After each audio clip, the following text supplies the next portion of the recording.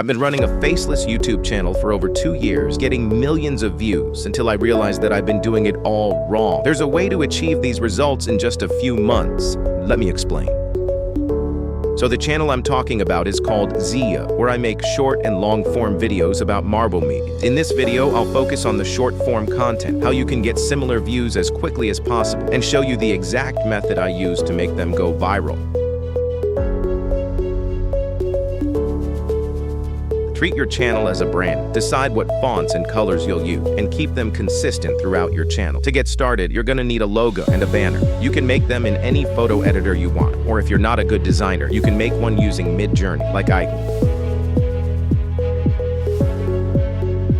If you're posting randomly without choosing a clear topic, sorry, but you can't succeed on this platform. So pick a niche you want. Make sure there's people out there who want to watch content from that niche. You can ask ChatGPT to give you a list of the most popular niches on YouTube, or go to Wikipedia, search for list of hobbies, and pick one that you're interested in. Then jump straight into step 3.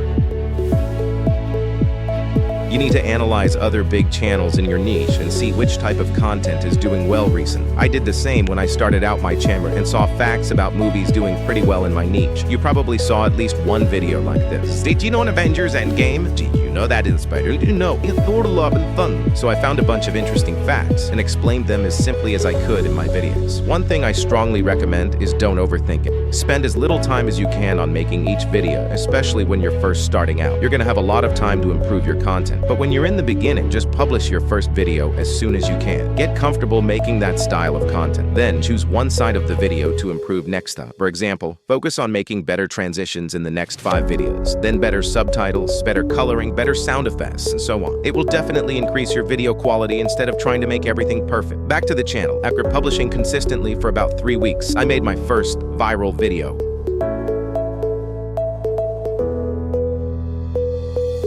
After publishing around 10 shorts or so, you need to go back and analyze data. See which videos are doing well and which doesn't. This step may be a bit boring for some of you, but it's definitely the most crucial one, so don't skip that. And the only important metrics you should check for YouTube Shorts are view count, retention, and swipe rate. But more importantly, just rewatch your most viewed videos and try to understand what makes them different from the rest. Write them down in a viral recipe list, and you can either try to tick as many boxes as you can in your next shorts, or choose a few for each video and implement them one by one. I made that list for my viral short. Saw the subtitles were shorter, the scene was changing faster, and I made a joke at the end that wasn't funny.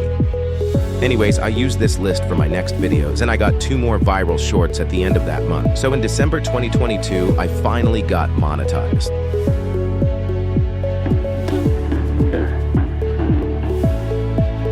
What worked in the past may no longer work today.